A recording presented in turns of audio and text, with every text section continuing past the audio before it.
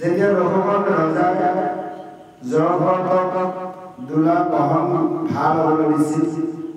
আৰু তেওঁ যেতিয়া ধীৰ-স্থিৰভাৱে গৈছিল বাকী সকলে তেওঁৰ লগত যাব পৰা নাছিল সমানে যেতিয়া সেই ৰঘুবন ৰজাই দুলাত উঠি কষ্ট পাব লগা হ'ল ৰঘুবন ৰজাই জয়ভৰতক গালি দিছিল যে ইতিমধ্যে পাই গৈছে আপোনালোকে যে তুমি মোক চিনি পোৱা নাই মই কোন হয় মই যে এজন ৰজা ইচ্ছা কৰিলে তোমাক মই এতিয়া দণ্ড দিব পাৰোঁ এনেভাৱে কোৱাত জয়ভৰতে কোনো দুখ নকৰি পুনৰ সেই ৰঘুবন ৰজা কৈছিল যে তুমি মিছাতে ৰজা বুলি কৈছা তোমাৰ দণ্ড দিয়া মোক অধিকাৰ নাই যদি তুমি মোক তত্ত্ব জ্ঞান দিব পাৰা বুজাব পাৰা শক্তি আছে তেনে তোমাৰ দণ্ড দিয়া অধিকাৰ আছে তুমি মনুষ্যসকলৰ শৰীৰহে ৰজা তুমি কিন্তু জীৱৰ ৰজা তুমি নহয় এনেভাৱে কৈছিল যে এই সমস্ত যেতিয়া কথা কওঁতে উপদেশৰ মৰ্মে কওঁতে ৰঘুবন ৰজাই তেতিয়া গম পাই গৈছিল এইজন যে সামান্য মনুষ্য নহয় সেই দৌৰাৰ পৰা আমি তেওঁ চৰণত সুধিছিল যে সেই গুৰু তুমি কোন হয় মোক পৰিচয় ইতিমধ্যে সেই পৰিচয় বিচাৰোতে ৰঘুবন ৰজাই যি তত্ত্ব জ্ঞানৰ কথা ৰঘুবন ৰজাক জয়ভৰতে কৈছিল সেই হৈছে ভাৱাটোৰ বৰ্ণনা এই ভাৱাটোৰ বৰ্ণনা ইতিমধ্যে যোৱা সপ্তাহত সুন্দৰভাৱে ৰঘুবন ৰজাক জয়ভৰতে ক'লে এইখিনি শুনাৰ পিছতো ৰঘুবন ৰজাই বিষয়ৰ প্ৰতি বিয়ৰ প্ৰতি ভাৱ প্ৰতি এতিয়াও অহা নাই অৰ্থাৎ যিখিনি কথা কৈ গ'লে তাক ভালদৰে বুজি নাপালে আপোনালোকেও বুজি পোৱা নাই আমিও বুজি পোৱা নাই তাক অলপ বুজিব পৰাকৈ একেখিনি কথাকে এইখিনি পিছৰ পদত সুন্দৰভাৱে অলপ বৰ্ণনা কৰি দিছে যিজন সদাগৰ কাহিনী কৈছিল আপোনালোকে পাইছে কি যোৱা সপ্তাহ নহয় জানো এজন সদাগৰে যেনেকৈ বনলৈ গৈ নহয় বাণিজ্য কৰিব গৈছিল তেওঁ কাহিনী কৈছিল সেই বনৰ মাজত থাকি লতাৰ মাজত কেনেকৈ আবদ্ধ হৈ গৈছিল তাৰ এতিয়া বৰ্ণনা দিছে সেই সদাগৰ হৈছে অন্য কোনো নহয় আমাৰ হ'ল জীৱৰ প্ৰত্যেক হয় আত্মা সেই কথাটো কৈছে উল্লেখিত কৈছে এনেভাৱে সেই সদাগৰে বনৰ মাজলৈ গৈ ফল ফুল এইবোৰ গোটাই গৈ বনৰ মাজতে লতাৰ মাজতে ৰয় সেই লতাৰ মাজত যে ৰৈছে সেইজন অন্য সদাগৰ নহয় সেই ৰঘুবন ৰজা তুমি জানিবা সেয়া হৈছে জীৱ এই যে জীৱ আহি ইয়াত আবদ্ধ হৈ আছে ইয়াতে দুই প্ৰকাৰত বুজাইছে এক প্ৰকাৰত বুজাইছে আমাৰ যিবোৰ ভগৱন্তৰ মায়াৰ দ্বাৰা স্বজন কৰা সেই নাৰীসকলক বুজাইছে যে সেই নাৰীসকলৰ সংসাৰত এই লতাৰ বুলি বুজাইছে এই যে লতাই যে আৱৰি ধৰিছে এটা তত্ত্বত আমাৰ এই যিবোৰ নাৰী আছে আৰু এক প্ৰকাৰ বুজাইছে বাইজীৱত আমাৰ আইসকলক বুজাইছে এনেভাৱে কৈছে সেই লতাৰ মাজত সেইখন বননি গাহস্থ ধৰ্ম থকা শুনা হৈছে এখন বননি আমি জীৱ সদাগৰ হয় এয়া মানে কি কৰিব গৈছোঁ বাণিজ্য কৰিব গৈছোঁ আত্মা যে আহিছে এই বাণিজ্য কৰিছে এই শৰীৰটো থাকি অনেক লীলা কৰি থকা নাই জানো এই কথাখিনি উল্লেখিত কৰিছে এটি গৃহ আত্মাৰ কাৰণে এটা গৃহ দিছে এইটো আমাৰ দেহ গৃহ এইটো গৃহ বুলি কৈছে 11 স্কন্ধত উদ্ধৱ মহন্ত কৃষ্ণই সুন্দৰভাৱে কৈছে যে গৃহ কাক কয় সম কাক কয় দম কাক কয় দান কাক কয় তপ হয়নে বাৰু তেতিয়া এনেভাৱে যে কৈছে মানে মহাধন এইবোৰ সমস্ত কৈছে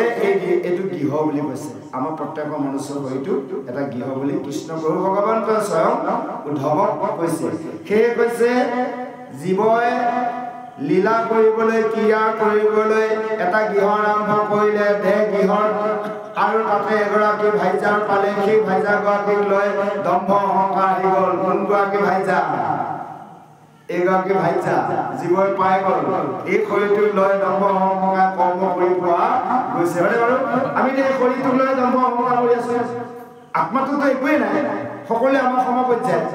আত্মা কাৰো সৰু বৰ নাই আত্মা কেতিয়াও মৰণ নাই যদিও আত্মা এই দেহতে আছে আত্মা কিন্তু দেহৰ লগত কিন্তু মিল নাই কিন্তু সুকীয়াকে আছে এতিয়া আছে হিচাপে এতিয়া ওলাই গুচি যাব তাৰ লগত কোনো সম্পৰ্ক নাই দেহৰ লগত কেৱল লীলাৰ পৰা নিমিত্তে ভগৱন্তই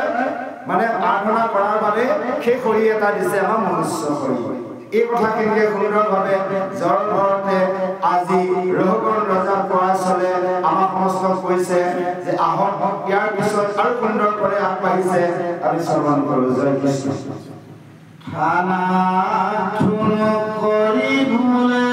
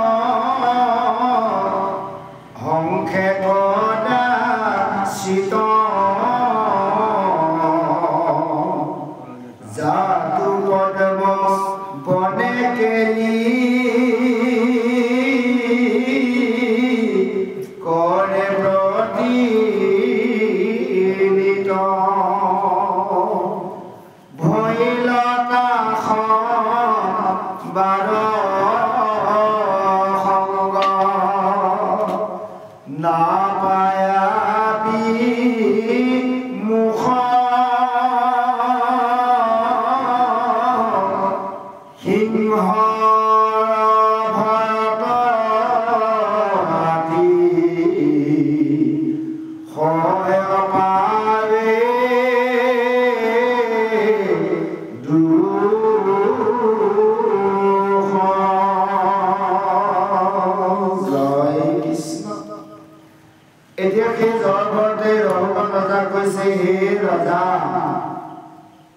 এনেভাৱে সেই খৰাগয় অৰ্থাৎ জীৱই যেতিয়া বিষয় ভোগ কৰি সেই গৃহলৈ আহি ভাইজাৰ লগত যেতিয়া সতি সন্ততি জন্ম দিয়ে সেই নিজৰ পুত্ৰসকলৰ থুলুক থানাক মৰমৰ মাতেৰে তাতে ভুল গৈ কি কৰে অনেক কৰ্ম কৰিব লগা হয় আমি প্ৰত্যেকে হৈছে তেনেকুৱা নহয় ল'ৰা ছোৱালী যেতিয়া মৰম লগা ধৰণৰ থানা মাত শুনিলে হ'ব দিয়া তোমাক মই এইটো আনি দিম দিয়া সেইটো আনিব যাওঁতে ক'ত কি কি কৈ ধনকেইটা ঘটিব লগা হৈছে সেইটো প্ৰতিজন পিতৃয়ে জানে পুত্ৰৰ ল'ৰা ছোৱালীৰ বাবে কি কি কৰিব লগা হৈছে হয়নে বাৰু সেই উল্লেখিত কৈছে থুনুক থানা কৰি বোলে নানা বাণী বাপ বুলি আঞ্চলত ধৰে টানি টানি পাছে কোলা লয়া সবাল চুমা পাৰি যেহি লাগে খোজা তাক দিবু বিচাৰি হয়নে বাৰু যি লাগে বুলি কৈছে ল'ৰা ছোৱালী তাকে দিছে মৰম মাত পায় কিন্তু এই যে ল'ৰা ছোৱালীক দিবলৈ যাওঁতে যিকেইটা ধন উপাৰ্জন কৰি অনা হৈছে কেনে প্ৰকাৰে বাৰু ধনকেইটা আহিছে এই কথাটোতো আমি জানি ল'ব লাগিব ভাল পথেদি যদি কৰ্ম কৰি ধনকেইটা আনি ল'ৰা ছোৱালী দিছোঁ ঠিকে আছে যদি বেলেগ বেলেগ কিবা কৰি আনিছোঁ তেনেহ'লে সেইকেইটা ল'ৰা ছোৱালীক মৰমত দিবলৈ যাওঁতে সন্তুষ্ট কৰিব যাওঁতে নিজে বিপদত পৰিব লগা হ'ব এই কথাখিনিয়ে কৈছে এনেভাৱে জীৱই অনেক কৰ্ম বিষয় ভোগ কৰি কৰ্ম কৰোঁতে নানাৰ বিপদত পৰিব লগা হয় হে ৰজা এনেভাৱে সেই সদাগয়ে বনত দীঘল কৰি ফুৰোঁতে সেই লতাৰ মাজত আবদ্ধ হয় সেনা সময়তে সেই অৰণ্যত সিংহৰ যেতিয়া গৰ্জন গৰ্জন মাত শুনে ৰজাই ভয়ত সেই সদাগয়ে ভয়ত হাহাকাৰ হৈ যায় আমিও মাজে মাজে সেই সিংহৰ গৰ্জন গৰ্জন শুনো কেতিয়াবা কেতিয়াবা ন কিছুমান বিপদ আহে নহয় সমস্যাত পূৰ্ণ হয় নিজৰ দেহৰ ভিতৰতে এখনকে অৰণ্য বুলি কৈ আছে এখন অৰণ্যতে সেই জীৱ সদাগয়ে বাণিজ্য কৰি আছে জীৱটো ইয়াতে কৰ্ম কৰি আছে লীলা কৰি আছে কেতিয়াবা কেতিয়াবা ভয় হয় নে নহয় কিছুমান কৰ্মলৈ ধ্যান এনেকৈ মৰিব লাগিব তেনেকৈ মৰিব লাগিব কেনেকুৱা লাগিব মৰম ভাবিলে হয়নে বাৰু যে সেইকাৰণে সেই সিংহৰ পৰা বাচিবলৈ কাৰণ বনৰজা সিংহ এতিয়া আমাৰ মনুষ্যসকল তেনেকুৱা হৈছে যে সেই সিংহৰ যেতিয়া মাত শুনিছে সদাগয়ে বেলেগ ব্যৱস্থা কৰিব লাগে অৰ্থাৎ জীৱই যদি বিপদৰ সংকেত পাইছে ঈশ্বৰৰ নাম ল'ব লাগে বিষয়কহে বেছি চিন্তা হয়নে বিষয়ে বেছি চিন্তা দেহটোৱে নোৱাৰে যেনে তেনে বেমাৰত পৰি যেনে তেনে অকণমান উঠিব বহিব পৰা হৈছে তথাপিতো সেইকেইখন হাতে সেইটো শৰীৰে সেই দুখন চৰণে ধৰ্যবা আকৌ কৰ্ম কৰিব লৈছে তেওঁ ঈশ্বৰক চিন্তা কৰা নাই এতিয়া সেইকাৰণে উল্লেখিত কৈছে যদি ধন টকা পইচাই চিন্তা কৰি আছোঁ সেই বেমাৰ বা সেই এনেকুৱা বিপদৰ সময়টো তেতিয়াহ'লে তাৰমানে সেই কাকৰ কাউৰী আৰু শগুনৰ ওচৰ চপা বুলি কৈছে আৰু যদি আমি ঈশ্বৰৰ নাম লৈছোঁ তেতিয়াহ'লে সিংহৰ ওচৰৰ পৰা বাচিব পাৰিম সেই কথাটোকে সুন্দৰভাৱে বুজাইছে সেই কাকৰ কাউৰী শগুনে যেতিয়া বচাব নোৱাৰে সেই সৰোবৰ থকা ওচৰতে থকা ৰাজহংসৰ ওচৰলৈ গ'ল সেই ৰাজহংসও যেতিয়া লগ নিদিয়া হ'ল এতিয়া কোনেও লগ নিদিয়া হ'ল দিবনে বাৰু সেই কুকিল মাতেৰে ল'ৰা ছোৱালীয়ে যেতিয়া ইমান সুন্দৰ সুন্দৰ মাতত ভুল গৈ কৰ্ম কৰিলে বিপদৰ সময়ত ল'ৰা ছোৱালীয়ে কিবা কৰিব পাৰিব একোৱে কৰিব ধন টকা পইচা আৰু নিজৰ ভাইজা পুত্ৰ কাৰোকো বচাব নোৱাৰে কেৱল বচাব পৰা আছে কোন পৰম প্ৰভু ভগৱন্ত সেইকাৰণে কৈছে এক সময়লৈ লগ নিদিয়ে আপুনি মই মৰিলে লগত যাব কোনোবা ল'ৰা নাযায় ছোৱালী নাযায় নিজৰ ভাইজা কৰিবলৈ যায় আপোনালোকৰ আইগৰাকী কোনোবা গ'লে আমাৰ গৰাকী গ'লে আমি নাযাওঁ হয়নে বাৰু সেই কথাটোৱে কৈছে এইসকলক কোনো লগ নিদিয়ে সেই সময়ত এতিয়া এনেভাৱে আজি জয়ভাৰতে ৰঘুগণ ৰজা বুজোৱা চলেৰে আমাৰ প্ৰত্যেককে বুজাই আছে আহক ইয়াৰ পিছত আৰু সুন্দৰকৈ আগবাঢ়িছে আমি শ্ৰৱণ কৰোঁ ইদাৰে ফিদাৰে দেৱা দেই কৰি ফুৰে নিজ মাতৃ ভগিনীটো মৈথুনাশ্বৰ ভুজি ভুজি বিদয়াবে দৃষ্টান্ত ইহাৰ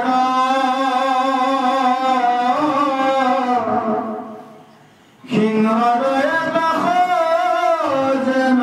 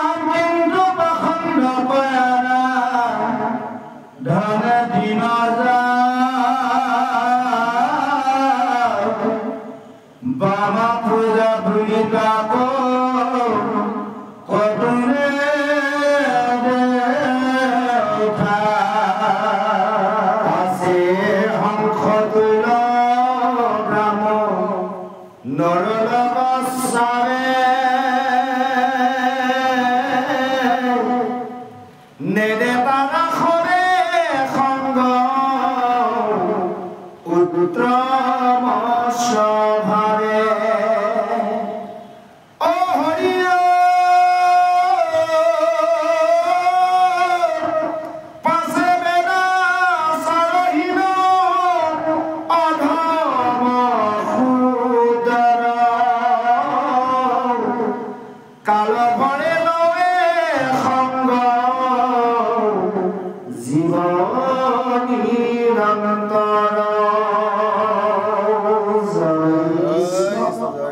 এনেভাৱে সেই সিংহৰ ভয়ত সেই বনত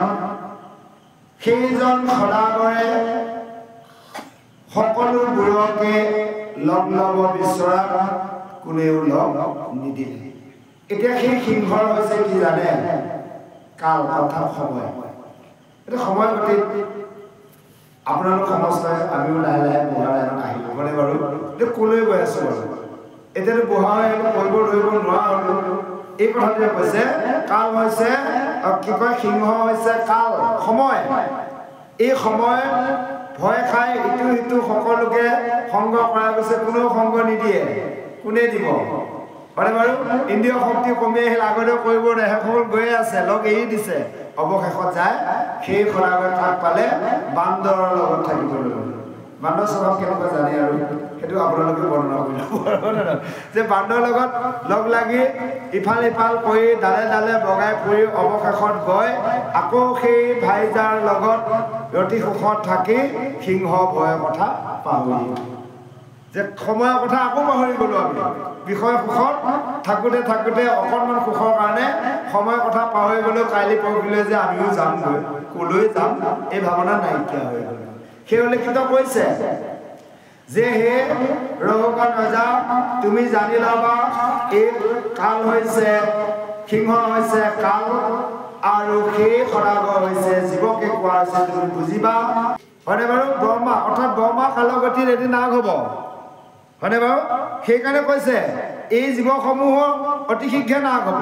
সময় গতিত ইয়াত যে আছোঁ আমি আকৌ এই জীৱ ক'ৰবালৈ গুচি যাবগৈ ক'লৈ যাব লাগিব তাৰ ব্যৱস্থা কৰি ল'ব লাগিব আমি এই শৰীৰটোত এই দেহটোত এই আত্মা থাকোঁতে আমি ঈশ্বৰক চিন্তা কৰি আমি যোন ঠাইৰ পৰা প্ৰথম উৎপত্তি হৈ আহিছোঁ পৰম প্ৰভু ভগৱন্তৰ স্থানৰ পৰা সেই নিৰ্দিষ্ট স্থানলৈ আমি যাব লাগিব আমি যদি ঠিকনা ভুল কৰোঁ তেনেহ'লে আমি নিৰ্দিষ্ট স্থান নাপাম ধৰি ললোঁ আপোনালোক আমি ঘৰৰ পৰা ক'ৰবালৈ গ'লোঁ 2-4 দিনৰ বাবে ৰাতিয়ে ঘূৰি আহিলোঁ যদি আমি এড্ৰেছটো ৰাস্তাটো ভালদৰে বিচাৰি নলওঁ কোনোবা এটা ৰাস্তাই যদি গুচি যাওঁগৈ নিজৰ গৃহখন নাপাওঁ ক'ৰবাত যায়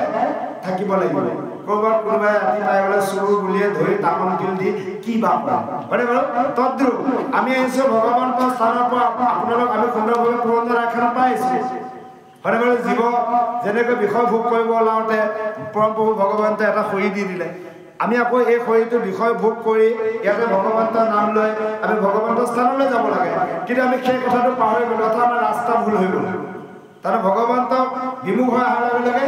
আমাৰ সেই ৰাস্তা ভুল হৈ গ'ল ৰাস্তা ভুল হৈ যোৱাৰ লগে লগে আমি বেলেগ ৰাস্তাই গতি কৰিছোঁ বাবে নিৰ্দিষ্ট স্থান পোৱা নাই বাৰে বাৰে জন্ম মৃত্যু চমকটোতে ভূমি আছে আজি এই কথা কেনেকৈ ৰহুকা ৰজা কোৱা চলে আমাৰ সমস্তক বুজাই দিছে এনেভাৱে সেই দেৱতাসকলেও কালৰ পৰা বাচিব নোৱাৰে সেইকাৰণে সেইসকলেও কালৰ সদায় ভয় কৰি চলে কিন্তু পাখণ্ডসকলে এনেভাৱে দিনে ৰাতিয়ে সেই দেৱগণক আৰাধনা কৰে কোনসকল দেৱৰ কথা কৈছে আমাৰ বিশ্বব্ৰহ্মাণ্ডৰ দেৱৰ কথা কোৱা নাই আমাৰ লগত যে 14জন দেৱতত্ত্ব আছে এই যে ইন্দ্ৰিয় অভিলাষৰ বাবে যে আমি কৰ্ম কৰি আছোঁ এই কথাখিনিকে বুজাই আছে এই গোটেইখিনি আধ্যাত্মিক তত্ত্বৰ কথা কৈ আছে যদিও আমাৰ কাহিনী এটা বাইজিকত দেখাই দিছে পৰৱন্ধে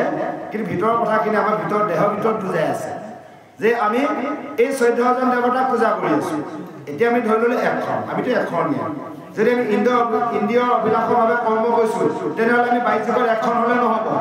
আধ্যাত্মিক তত্ত্বত আমি এখন হ'ব লাগিব সেইকাৰণে কেতিয়াবা আমি কিছু সংখ্যক লগৰ বন্ধুক কওঁ আছে এখনীয়া বহুত এখনীয়া আপোনালোকে জানে নাম নকওঁ তেওঁলোকে বহুত দেখায় এখনীয়া অন্য দেৱ দেৱী নকৰিবা খেল হয় বাৰু মূৰ্তি কোন নাচাবা গৃহে নপঢ়িবা প্ৰসাদ নাখাইবা ভক্তি হ'ব বিবিচা বুলি কৈছে ঠিক বাইজিক দেৱতা পূজা নকৰে মূৰ্তি নাচায় কিন্তু নিজৰ লগত থকা দেৱতাকেইজনক কিয় চাই আছে আমি কৈ দিওঁ কেতিয়াবা আমিতো বাইজিক নাচাওঁ আৰু এই লৰ থকাকেইজনকো আমি এৰিবলৈ চেষ্টা কৰিছোঁ একেবাৰে এৰিব পৰা নাই দুই চাৰি এৰি দিলোঁ মানে সেইসকলক তাৰ লগত দুই চাৰি আছে লগত আছে সেইকেইজনৰ ওপৰত মানে কেনেকৈ এৰিব পাৰোঁ চেষ্টা কৰি আছোঁ পৰা নাই যদি ভগৱন্তৰ কৃপা হয় আপোনালোকৰ আশীৰ্বাদ হয় এই 14জনৰ ভিতৰত যি দুই এজন লগ লাগি আছে সেইকেইজনকো এয়া ব্যৱস্থা কৰি আছোঁ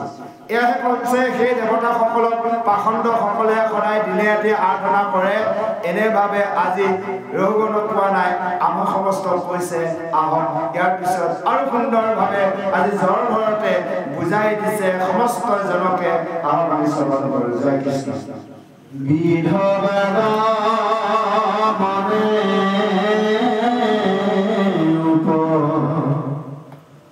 জয় পুত্ৰ নাতি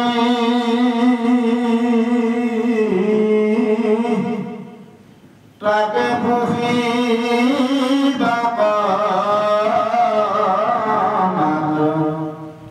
যত্ন দিনে ৰাতি থাকে কুলি মালি কৰি বানৰ পৰা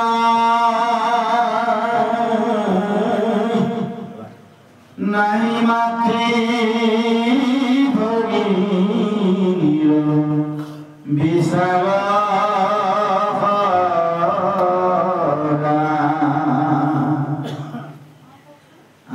আপোনাৰ ইচ্ছাৰে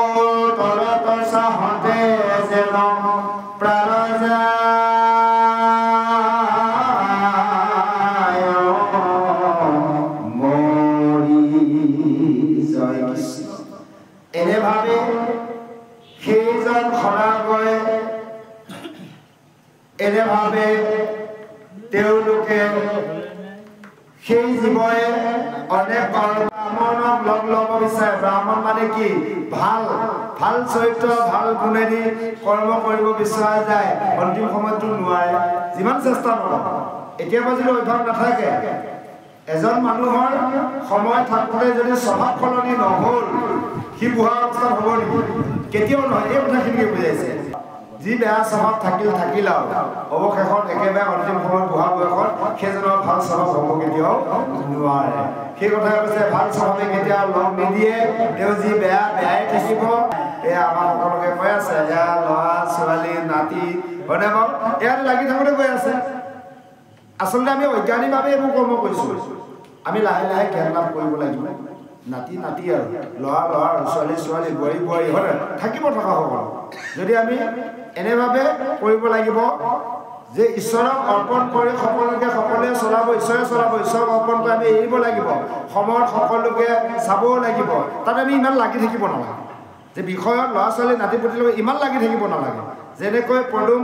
পত্ৰত জলত থাকিলেও জলে স্পৰ্শ কৰিব নোৱাৰে তদ্ৰূপ আমিও যদি সেই গায়স্থ ধৰ্মৰ বিষয়ত থাকি ল'ৰা ছোৱালী পুত্ৰ ভাইজা নাতিৰ লগত যে আছো মাত্ৰ এনেভাৱে থাকিলে সেই সকলেও আমাক একো কৰিব নোৱাৰে যে এই এনেভাৱে অনেক ক্ৰিয়া কৰি থাকোঁতে এই যে মৃত্যু হ'ব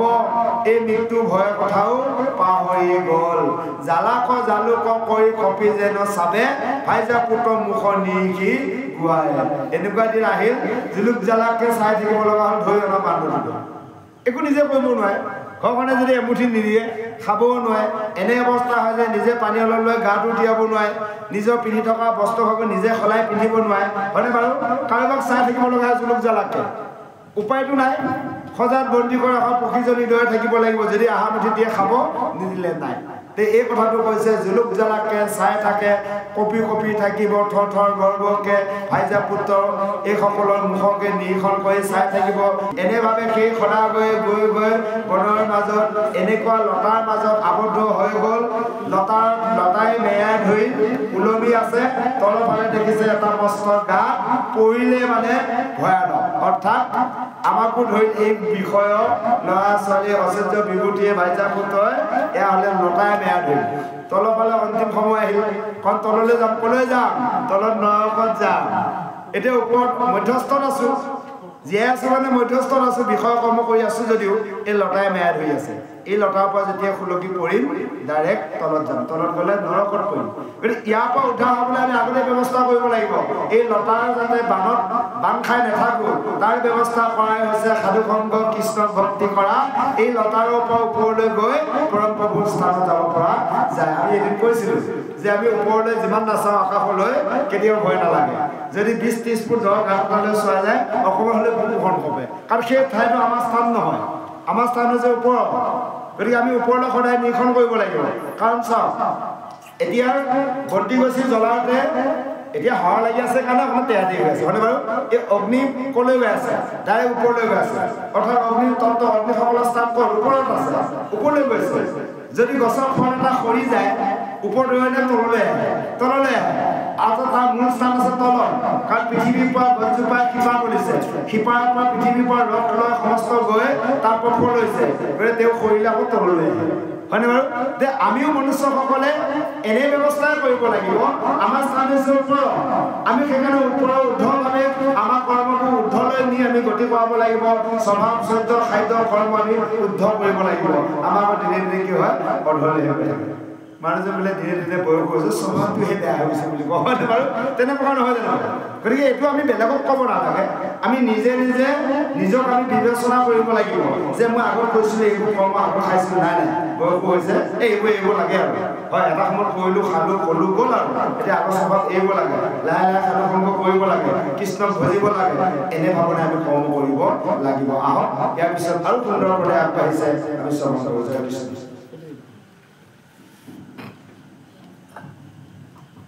জয় কৃষ্ণ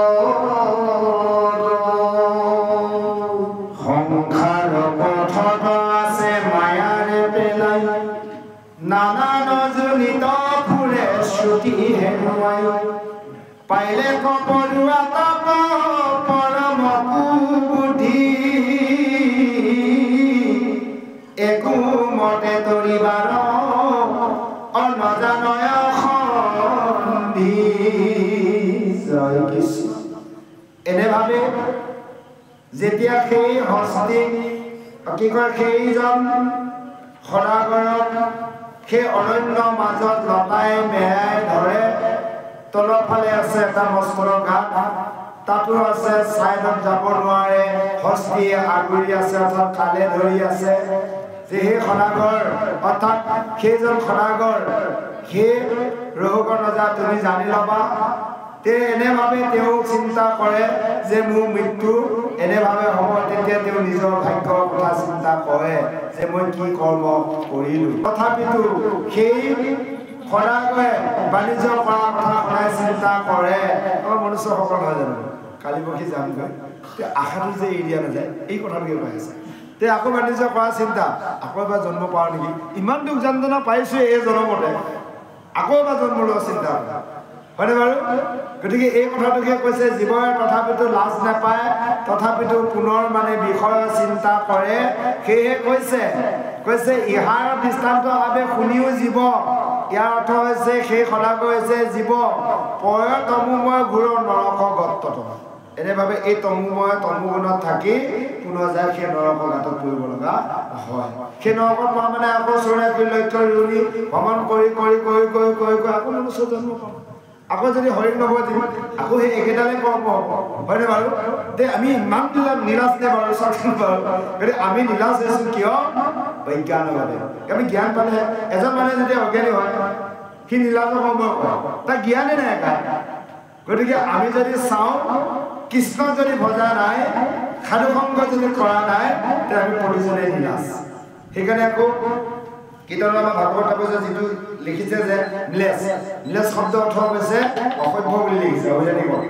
অসভ্য মানে কি কৃষ্ণ নভজা সকলো অসভ্য বুলি কৈছে আমি যদি কৃষ্ণ ভজা নাই তেতিয়াহ'লে আমি নিলাজ মানে অসভ্য নহ'লে একেটাই অৰ্থ হৈ আছে গতিকে সেই কথাখিনিকে কৈছে যে এনেভাৱে এই সংসাৰৰ পথত মায়াতে পৰি শ্ৰুতি জ্ঞান হেৰাই সকলোবোৰে জীৱই এনে কুবুদ্ধি কৰ্ম কৰে কোনো কাৰণত এই সংসাৰৰ পৰা এৰাই যাব নোৱাৰে হে ৰহুকৰ ৰজা ইয়াৰ পিছত সেই জীৱই কেনেকৈনো মুক্তি পাব তাৰ উত্তৰ মই কওঁ তুমি শুনা আমিও শুনো কৃষ্ণ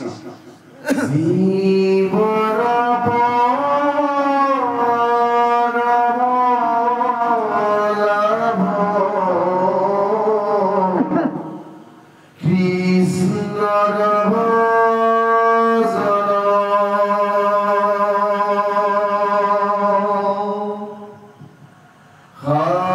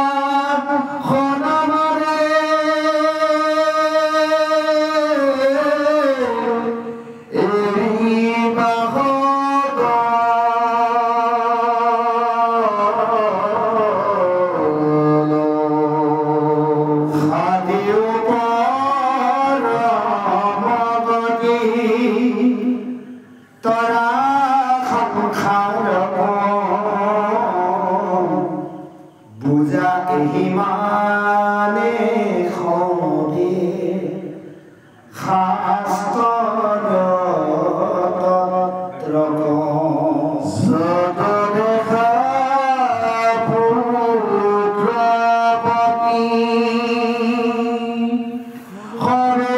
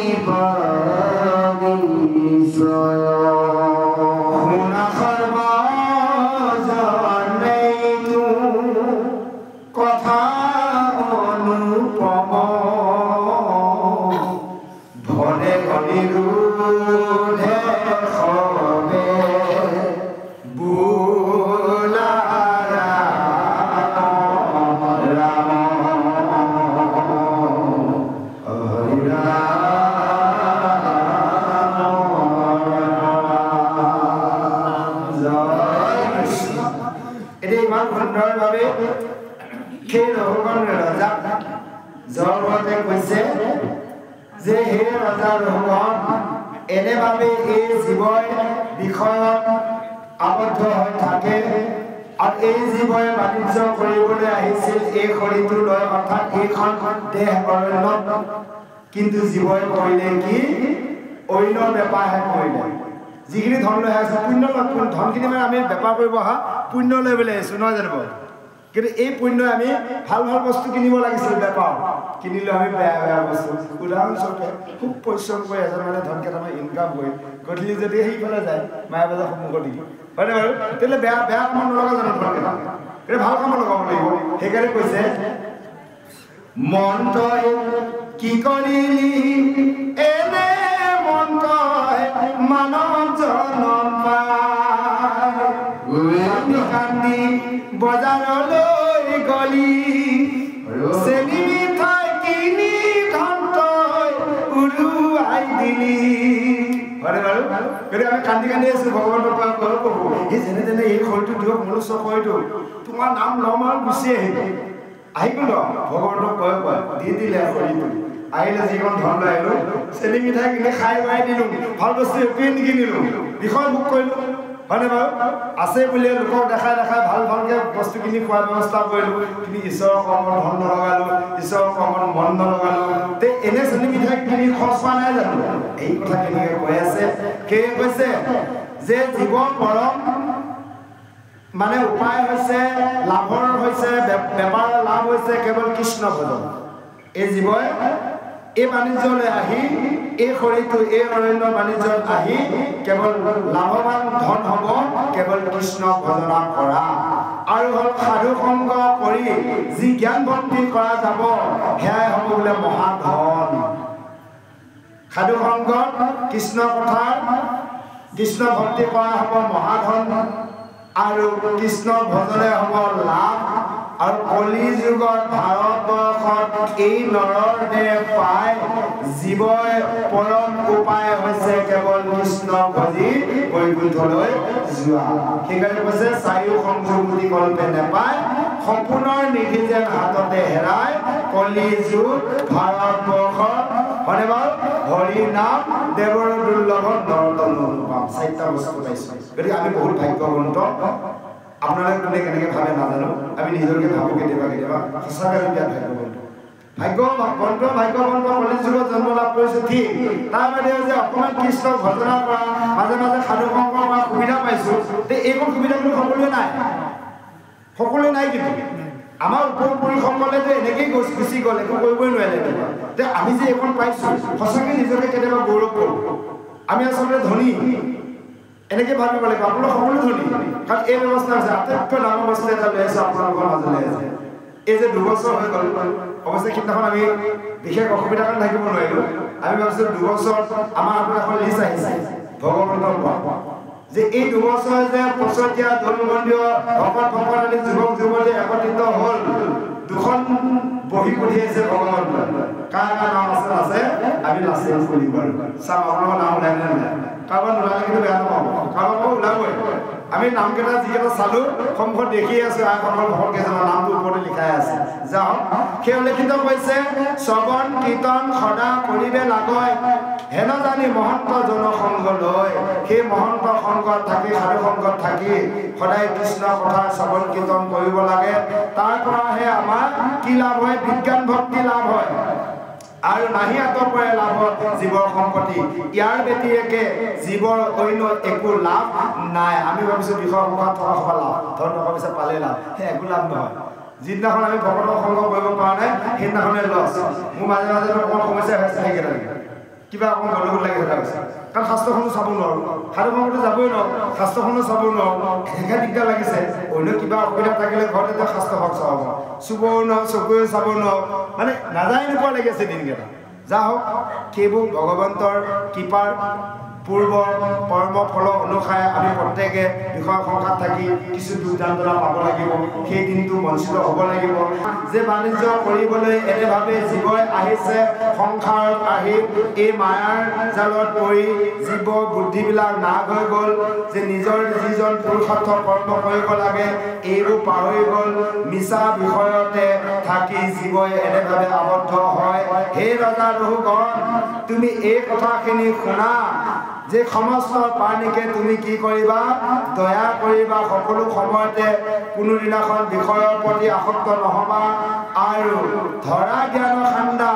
হাত তুমি কি কৰা জ্ঞান খান্দা লৈ তোমাৰ মনত যিমানবোৰ বেয়া আছে এফালৰ পৰা তুমি কাটি আমি জ্ঞান খান্দা তুলি ল'ব লাগিব অৰ্থাৎ জ্ঞান লাভ কৰিলে আমাৰ যিবোৰ মনৰ বেয়া ভাৱনা এইবোৰ লাহে লাহে লাহে লাহে নাশ হৈ যাব এতিয়া এই কথাখিনিকে আজি জয়ভদ্ৰে ৰঘুগণক কোৱা নাই আমাৰ সমস্তক কৈছে সেইকাৰণে কৈছে মাধৱ সেৱা মানে কৰিবা তীখাল বিষয় বাসনা মানে এৰিবা সকল যে মাধৱৰ সেৱাত আমি খুব প্ৰখৰভাৱে কৰিব লাগিব খুব চতুৰ মানে এনেকুৱাভাৱে মানে কৰিব লাগিব খুব চোকা ল'ৰা ছোৱালীয়ে খুব ভালকৈ কিতাপ পঢ়ে যে গুৰুত্ব দি হয়নে বাৰু সেইকাৰণে তেওঁলোকৰ মগজত ৰয় যে সেইকাৰণে আমিও ভক্তি কৰাৰ সময়ত ভগৱন্তৰ ভক্তি কৰাৰ সময়ত তেনেভাৱে কৰিব লাগিব আৰু বিষয় বাসনাবোৰ কি কৰিব লাগিব মনৰ পৰা লাহে লাহে এৰি দিব লাগিব সাধিও পৰমগতি তৰা সংসাৰ যে পৰমগতি লাভ কৰা এই সংসাৰখন কৰি যোৱা এই কথাখিনি জানিবা শাস্ত্ৰ তন্ত্ৰৰ কথা সেই শেষত আজি অনিৰুদ্ধ দেৱে অকণমান উপদেশে এয়া সামৰণি মাৰিছে যে যিমানবোৰ দেখা পাইছা পুত্ৰ পত্নী এই সকলো হ'ল মায়াময় কৃষ্ণই হৈছে পৰম তত্ত্বৰ কথা জানিবা নিশ্চয় যে শুনা সৰ্বজনে এইটো কথা অনুপম যে সকলো সভাসদে শুনিবা এই কথাটো অতি উত্তম কথা বহুত ভাল কথা ধনে অনিৰুদ্ধ কবে বোলা ৰামৰ ৰাম সেই অনিৰুদ্ধ কাষ্টই নিজেও ৰাম ৰাম কয় আমাৰ সমস্ত ৰাম নাম উচ্চাৰণ কৰিবলৈ কৈছে জয় কৃষ্ণ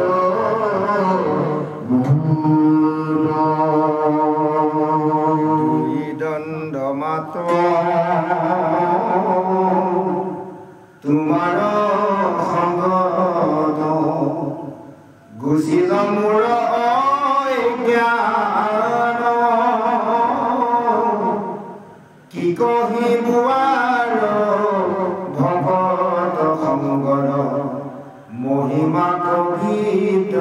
মান আবেগ অপৰাধ হমিও কমূৰ কৃপাময় গুৰুদেৱ বিধ যোৱা শিশু ব্ৰাহ্মণ সকল চৰণত কৰো সেৱ জয় কৃষ্ণ। ইতিমধ্যে জয় ভৰতৰ পৰা ৰঘুগণ ৰজাই যি তন্ত্ৰ জ্ঞান শ্ৰৱণ কৰিলে কেৱল 2 দণ্ড 48 মিনিট সময়। এই সময়তে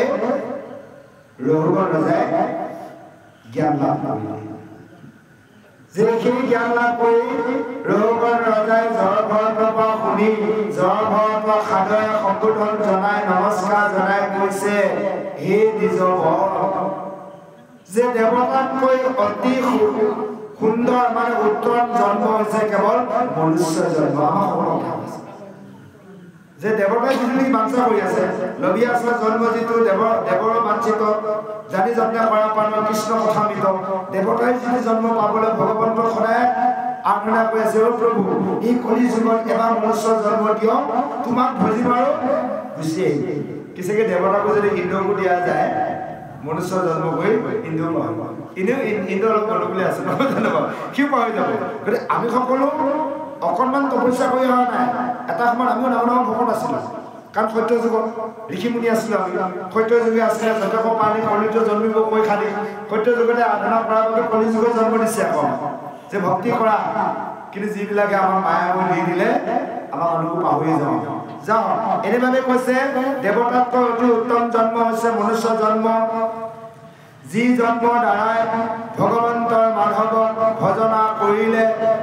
যে সাধু সংগ কৰিলে ইয়াতে সমস্ত সুখ পায়। যে সেই দেৱতাসকলে জন্ম পালে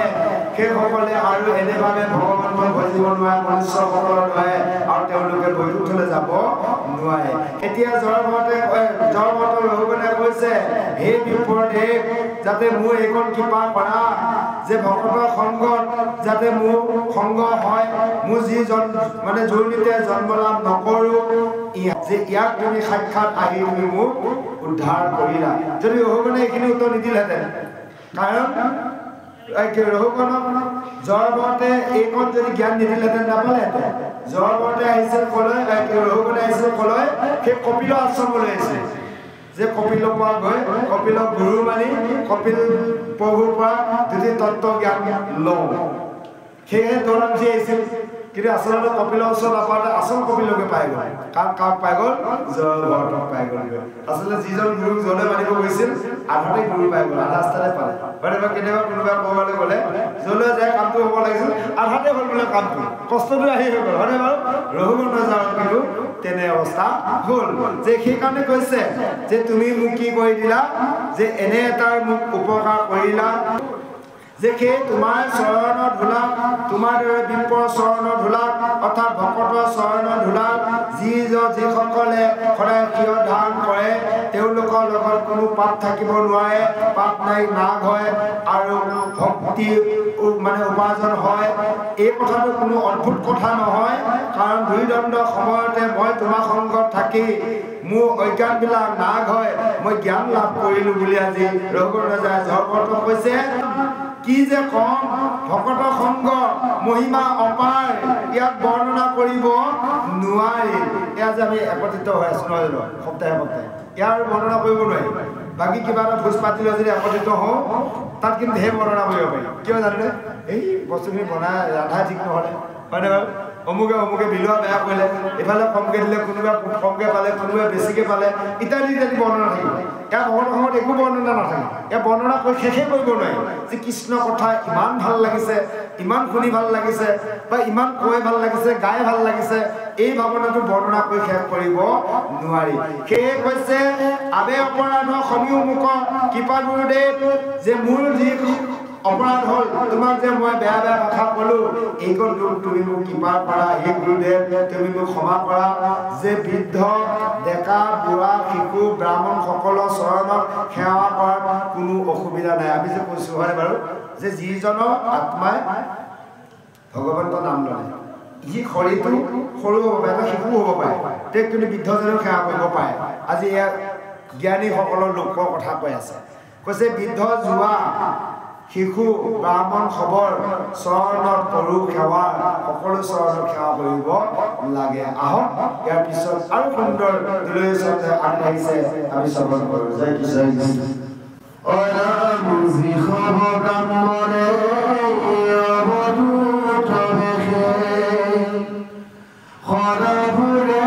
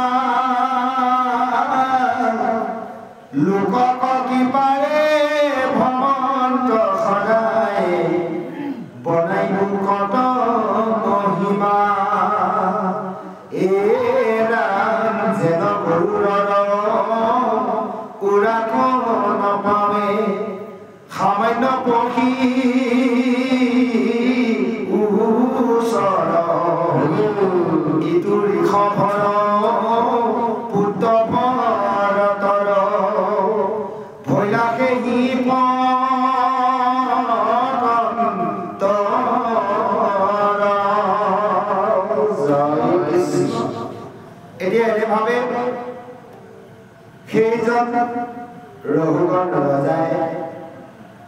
সেই যিসকল ব্ৰাহ্মণক যে কৈছে যিসকল ব্ৰাহ্মণে পৃথিৱীখন ভ্ৰমি থাকে এতিয়া কলিযুগৰ ব্ৰাহ্মণ আছে আপোনাৰ যিসকল ভকত নহয় জানো সাধু সংগ কৰি কৃষ্ণ কথা কৰি আছে এইসকলৰ দ্বাৰাই কি হয় এই ৰাজ্যখন দেশখন অৰ্থাৎ আমি যদি কওঁ আমাৰ অসমখন অসমৰ ভক্তসকলে আৰু যদি চাওঁ আমি ভাৰতখন গোটেই ভাৰতখনৰ সমস্ত ভক্তসকলে পবিত্ৰ কৰি আছে সেই কৈছে যিসমূহ ব্ৰাহ্মণে অৱতোত বেশে সদা ফুৰে পৃথিৱীত তাসম্বাৰ হন্তে নিপতি খবৰ কুশল হোৱে পীড়িত সেইসকলৰ দ্বাৰাই ৰজাসকলে কুশল হৈ আছে ৰাজ্যখন সুন্দৰভাৱে কুশলভাৱে চলাব পাৰিছে যদি ভকত মুখুৰে অপবিত্ৰ হৈ থাকে ৰাজ্য কলি বা গা হ'ব দুৰ্নীতি হ'ব বেছিকৈ গতিকে এই ভক্তসকলৰ দ্বাৰাহে ভগৱন্তৰ কৃপা লাভ কৰি সেইসকল ৰজাই পৃথিৱীখন বা কুশলে থাকিব পাইছে এই কথাখিনিকে গংগা তীৰত খুব গুৰুদেৱে পৰীক্ষিতক কৈছে হে ৰাজন পৰীক্ষিত এইখিনি কথাৰ এনেভাৱে ৰঘুগণ ৰজাৰ সেই দ্বিজৰ ব্ৰাহ্মণক অৰ্থাৎ জড়ভদ্ৰক কৈছিল দ্বিজৰ কৃপাৰে আত্মজ্ঞান পায় তেওঁ চৰণত নমন কৰিছিল সেই ৰঘুগণ ৰজাই আৰু কৈছে যে পুত্ৰ পৰিবাৰ এই সকলোবোৰ হ'ল অসাৰ এই কথাখিনি জানি সেইজন ৰজাই অৰ্থাৎ ৰঘুগণ ৰজাই দেহ মায়া মমতা সকলো এৰি কেৱল আত্মতত্ত্ব বিচাৰ কৰি সুদৃঢ়ভাৱে মন স্থিৰ কৰি কেৱল কৃষ্ণক ভজিছে সেইজন জড় ভৰতে পৰম ধীৰ গম্ভীৰভাৱে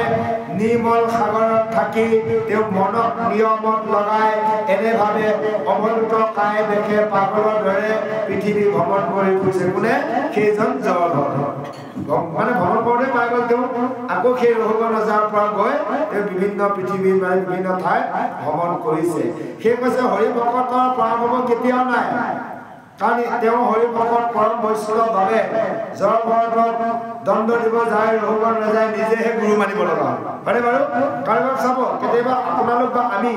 যদি অকণমান অজ্ঞানত থাকি কাৰোবাক ক্ষতি কৰিবলৈ চেষ্টা কৰোঁ